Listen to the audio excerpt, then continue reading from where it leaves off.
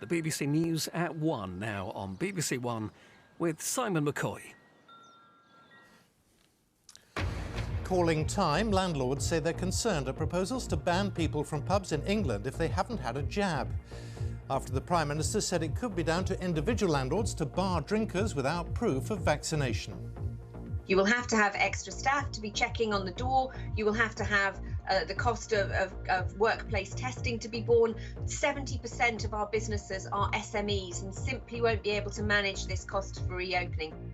Labour says it's deeply unfortunate that the plans were revealed on the hoof. We'll be asking how realistic are they. Also this lunchtime, as EU leaders meet to decide their next move over export restrictions, AstraZeneca expresses anger at being caught in the middle of the vaccine row. Over 50s and those in at-risk categories are being urged to book their COVID-19 jabs before a predicted dip in supplies. A year later than planned, the torch relay for the delayed Tokyo Olympics finally gets underway in Japan. My name is Richard Cottingham. I'm Richard Cottingham. I'm Richard Cottingham. But I like to be called Richie. I'd like to be called Richie. Called Richie. Finding his voice, the audition to give Richie the sound he always wanted. Later on BBC London, a huge jump in the theft of catalytic converters during lockdown. Police say the robberies are getting more violent and improving life for those renting. The Greens launched their London mayoral campaign.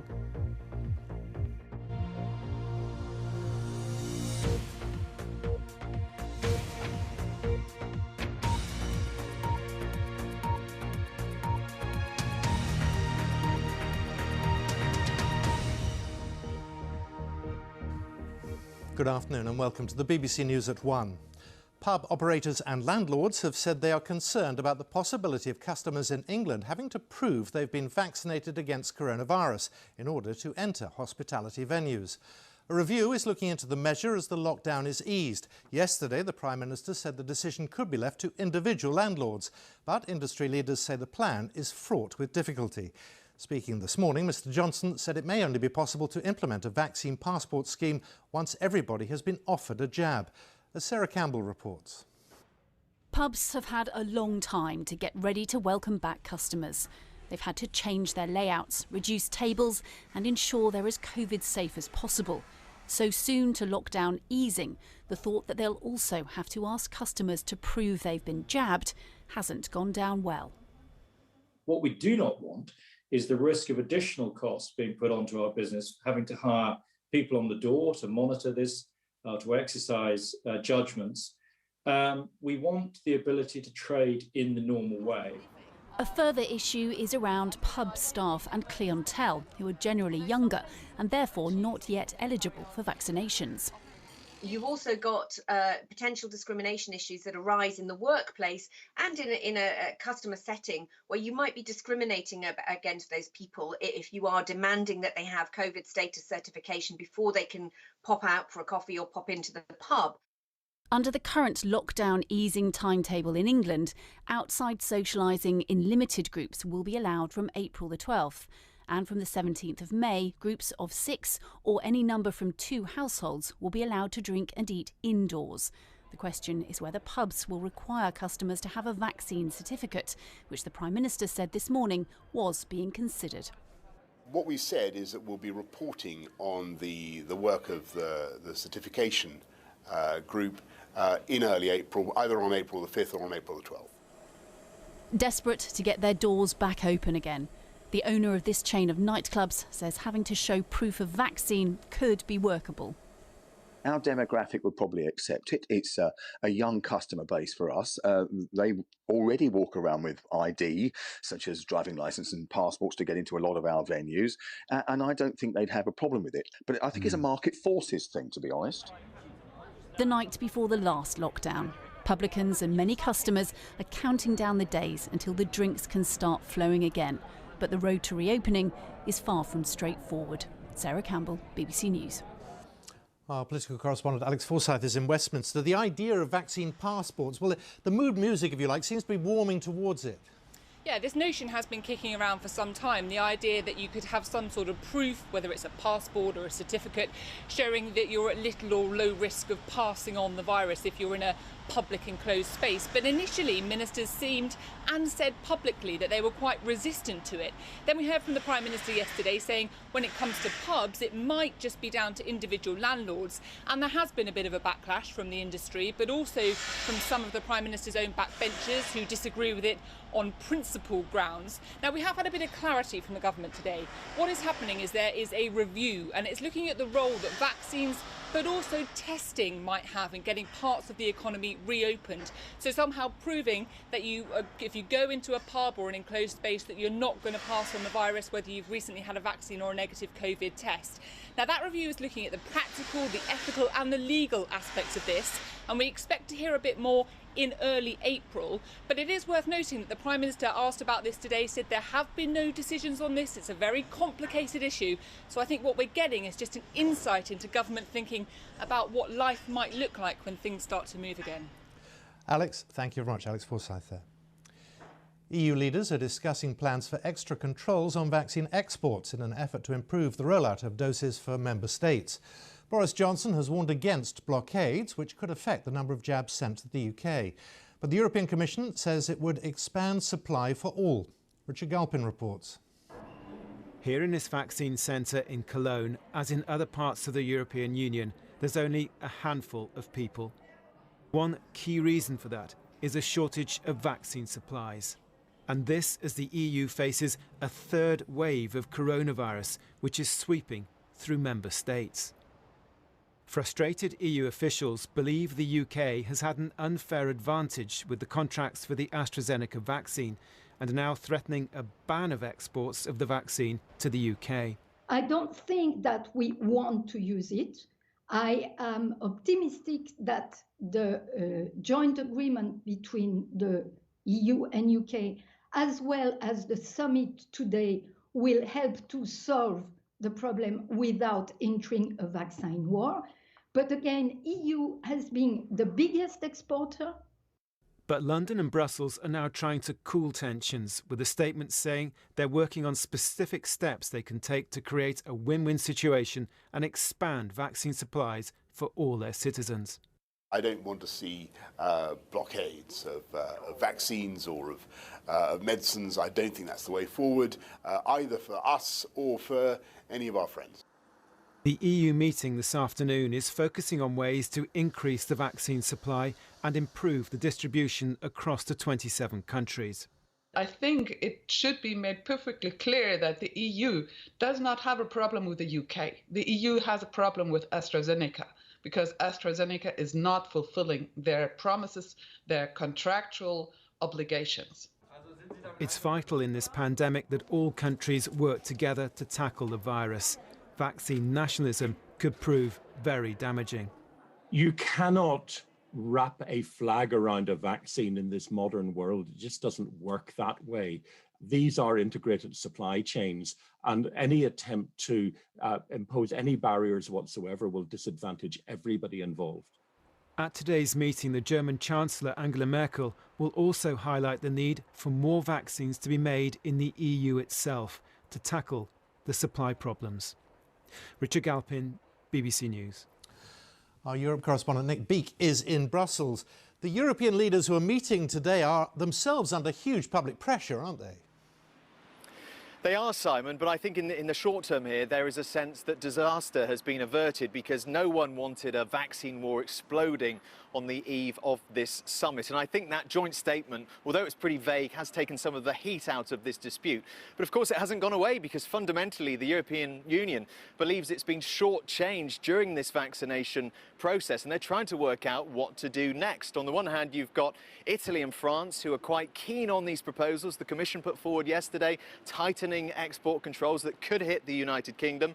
On the other hand, you've got people like the Swedish and the Belgians. They're saying that you've got to be really careful here because the delicate global supply chain of vaccines and their component parts could be affected by this, and it could really spell disaster. Angela Merkel today, interestingly, was defending the approach that the EU countries have taken, this joint procurement, acting together.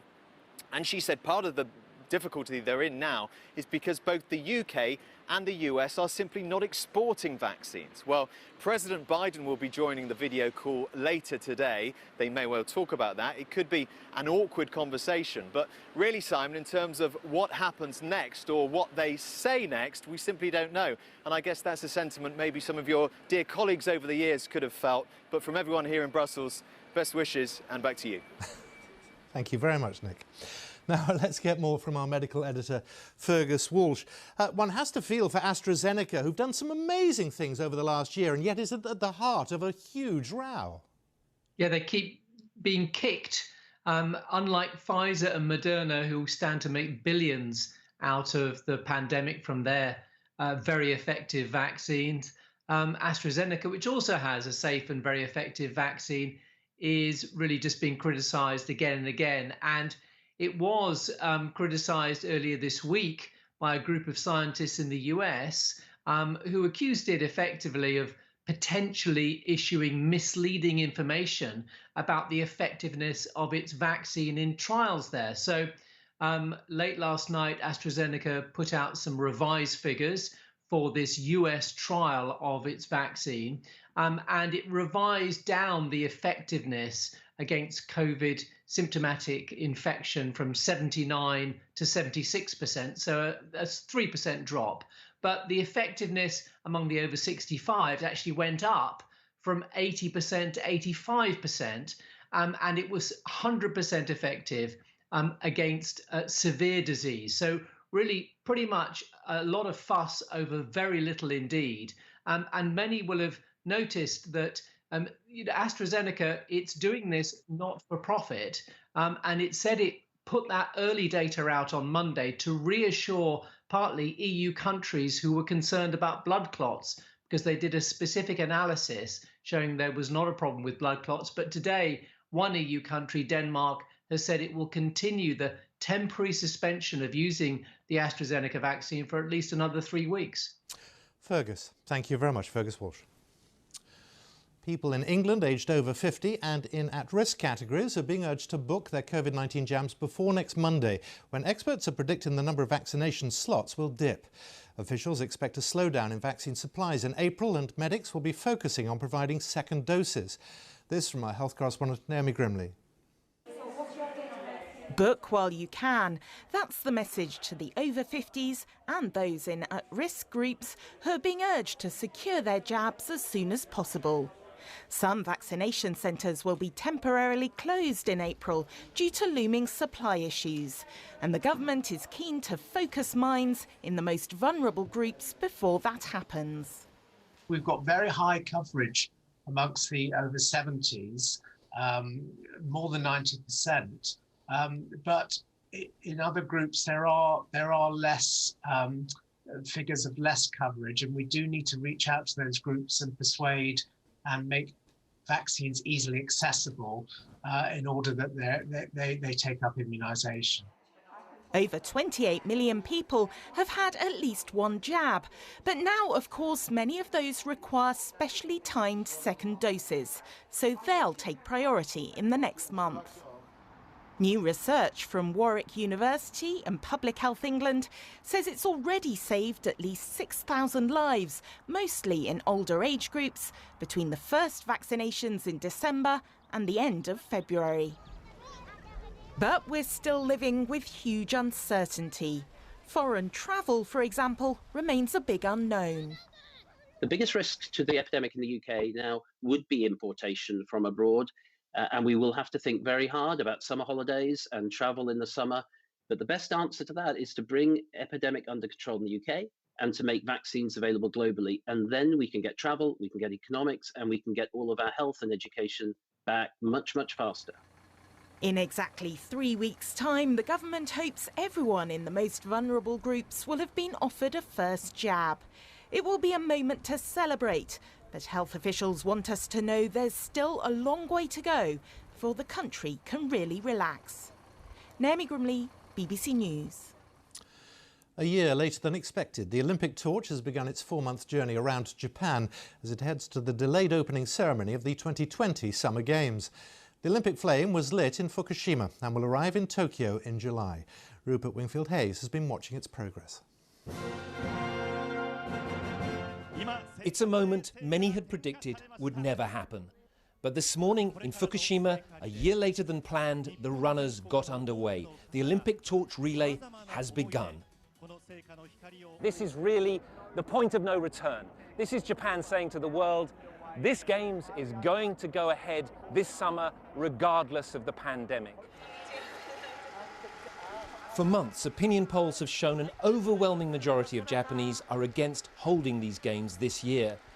But as the torch relay entered the city of Iwaki today, a lot of people turned out, ignoring government advice not to gather in crowds, although they did heed the advice to clap rather than to cheer.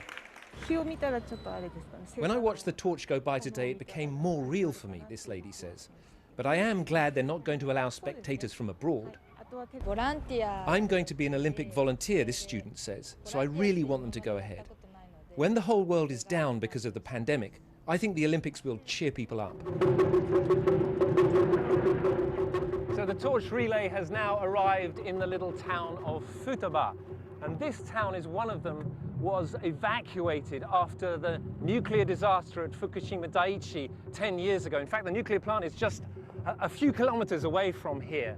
And despite all of the razzmatazz surrounding the torch relay here today, if you go just 100 meters in either direction, you'll find that this town is still completely deserted.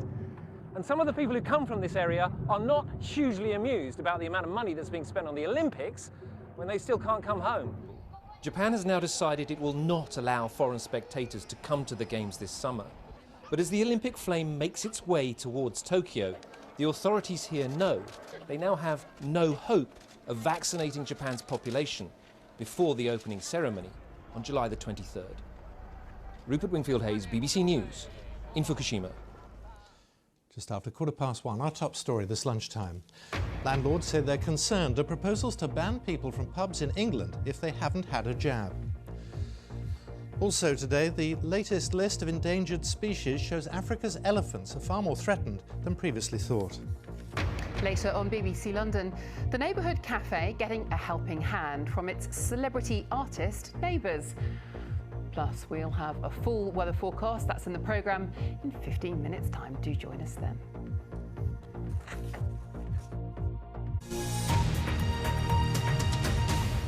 A second attempt to refloat the container ship stranded in the Suez Canal will be made later today. The ship's owner has apologised for the grounding and the effect it's had on international shipping. At least 150 vessels are currently waiting to go through the canal, which was completely blocked when the 200,000-tonne cargo ship, the Ever Given, ran aground. Theo Leggett reports. An ocean-going giant lies stuck, its bow embedded firmly in the sandy bank of the Suez Canal. And one of the world's busiest trade arteries remains blocked for a third day. The canal provides a relatively quick way for cargoes to travel between Europe and Asia, and for oil supplies to come from the Middle East. The alternative is a passage around the southern tip of Africa, which is thousands of miles further and can take more than a week longer.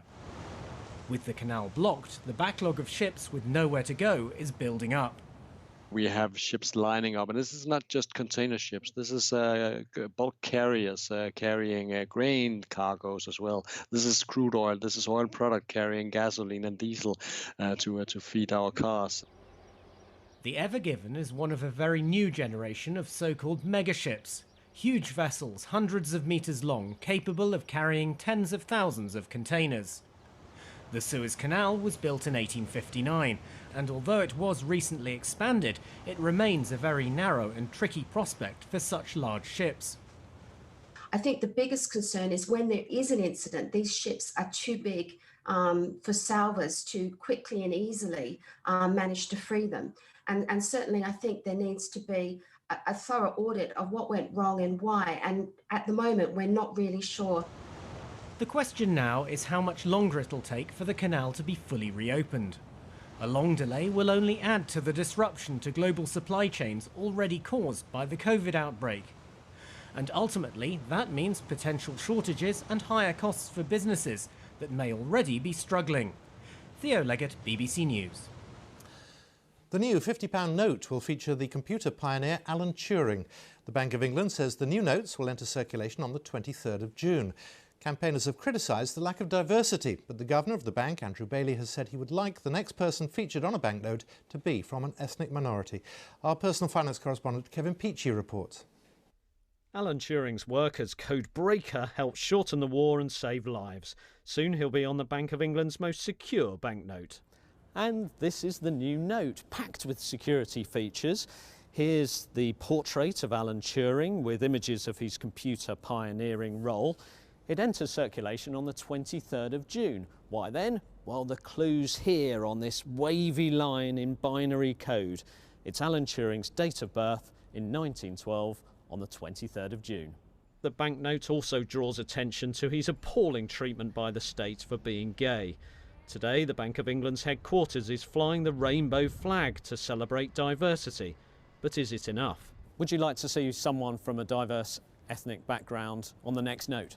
I would. I definitely want to see, because we are very committed to diversity. So I definitely hope that one of our next banknotes will obviously feature somebody from an ethnic background, because that would be very appropriate. But I do want to emphasise, of course, that Alan Turing in his own right is a very strong recognition of diversity.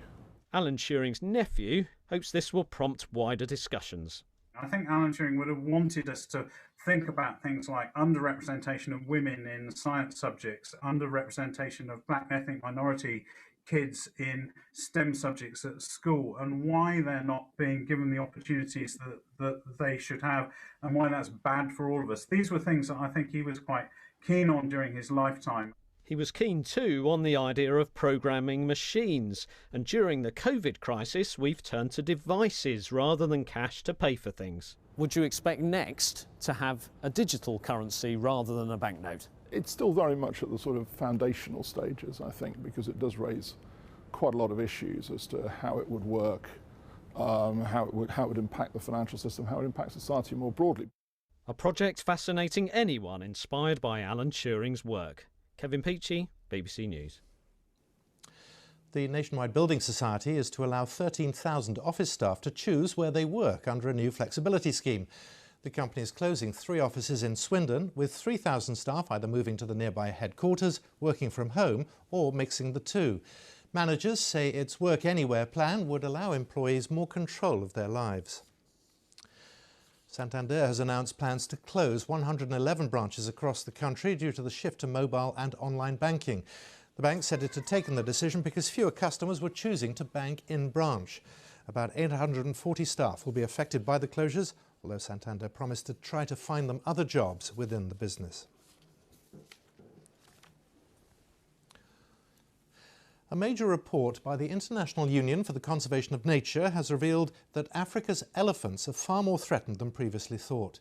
Decades of decline caused by poaching and an ongoing loss of their habitat have driven forest elephants and savanna elephants into the 2 highest categories of extinction threat. Victoria Gill reports. The largest land animals on Earth. But their size has not protected them from the impacts of poaching or from the continued destruction of the vast swathes of interconnected habitat they need. This latest red list of threatened species, considered to be the comprehensive report on how nature is faring on an increasingly crowded planet, puts Africa's savanna elephants into the endangered category.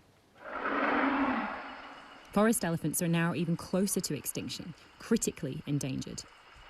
It is an alarm bell for us. So there are 2 main reasons for these declines. One is poaching of these animals for the ivory, and the second one is habitat loss through human activities that take place in total disregard of the needs of these animals. Across Africa, there are now just over 400,000 wild elephants. And this latest examination of decades of census data and habitat surveys has shown that the demand for ivory still drives a decline in their numbers. The level of threat they faced had also been masked by the fact that the African elephant was previously thought to be a single species. This is the first time the savanna and forest elephant has been assessed separately. What does it mean practically to have this information about their status? How do you use that to protect these animals and reverse these declines? While on the surface of it looks bleak, the fact that it's being flagged is actually positive, because then it means we can do something about it. And also separating the species, I think that's also positive, because it means we can do something about it on a more concentrated level. The loss of species and natural spaces is happening all around the world, but conservationists are confident that this wake-up call could ensure that these giant icons of African wildlife get the protection and the space that they need. Victoria Gill, BBC News. Now, when you hear of a massive tree-felling operation, your heart tends to sink. Trees, we know, are vital in the battle to save the planet. But there's one large-scale clearance that's happening in the Kilda Forest of Northumberland that scientists say is actually good for the environment. Justin Rolatch reports. How can this be good for the environment? Forestry England is cutting down trees to restore bogs in northern England. Now, these bogland ecosystems may not look like much, but they are incredible. Some of them are 15 metres deep, so 7 times my height, and they are an amazing store of carbon. Some of them contain plants that grew 12,000 years ago, when the glaciers retreated from northern England at the end of the last ice age. But after the Second World War, the UK began a huge forestry programme. Many ancient mires, or bogs, were drained to make way for trees. 87-year-old Angus Lunn made restoring them his life's work. My interest in the border mires began as part of a PhD project in the late 1950s. As I walked over a huge area of moorland in western Northumberland, I started mapping Sphagnum Bog, which no one had known about before. So in that sense, I discovered them, yes. In 1971, Angus and the local Wildlife Trust decided the bogs needed protection. Back then, they were interested in the rare plants, but bogs are also good for the climate. The key building blocks of the peatland are the sphagnum mosses, which themselves, like this one, are absolutely full of water. They're about 90% water. And that water is why bogs are better for the environment than trees. It means vegetation doesn't rot completely and therefore doesn't release all its carbon into the atmosphere. So while a tree only stores carbon while it is alive, a bog can store carbon for thousands of years. So this really is good for the planet. And the project Angus began 50 years ago is now the largest completed bog reclamation in the UK. So how does it feel now, 50 years later, to see what's been achieved with the border mires? Well, satisfactory. That's quite low-key response. Right. Very satisfactory. Is that better? Justin Roller. Now, we often hear about people finding their voice, but Richie Cottingham is taking this idea quite literally. He's used an artificial voice his whole life because of cerebral palsy, but now he's on a quest to replace the standard computerised pronunciation with something a lot more Yorkshire. Fiona Lambden has more. My name is Richard Cottingham. I'm Richard Cottingham. I'm Richard Cottingham. But I like to be called Richie. I'd like to be called Richie. Called Richie. 26-year-old Richie has cerebral palsy. My generic voice is not my identity. He's never had his own voice and has always had to communicate via a computer. Once I have a new, unique voice, I have an identity. Now he hopes to create an entirely new voice by blending recordings of 2 local men. What are you looking for in a new voice? I'd like a young man's voice with a subtle East Yorkshire accent. Someone who has a nice smile. So far, 36 men have come forward. Hiya, my name's Billy. I live in Hull. My name's Gaz. I'm 24 years old from York. My favourite colour is red, and my favourite food is Sunday dinner, especially Yorkshire puddings. Good evening, Richie. My name But it's up to Richie to listen and draw up a shortlist. What do you think of that one then? Give me a rating out of 10. I'm a local lad myself. Obviously, I'm a massive Yorkshire lad. Proud. This is 29-year-old Ryan, who lives just a few miles from Richie. We need to try and do everything we can to help anybody, you know, and if it's the littlest thing that might make that person's life a little bit better, then I'm more than happy to help out where I can. Being from around the whole area, There's also 26-year-old Scott, who's proud of his East Yorkshire accent. It's quite a friendly accent. I'd say that you're a lot more affable if you sound northern. Are there any particular phrases you'd be keen to put in the voice bank? I guess there's a lot of dialect that throws people off. If I say chip spice, people haven't heard of that. It's not mum, it's mam. There's about 100 different words for bread roll in there. I go for bread bap. Hi, I'm Richard Cottingham. Hi, I'm Richard Cottingham. Hi, I'm Richard Cottingham. But I'd like to be called Richie. And there are many, many others who are keen to help.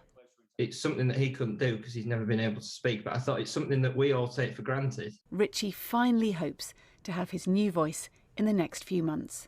And I would like to say thank you to all the volunteers who took the time and effort to apply. Fiona Lambden, BBC News.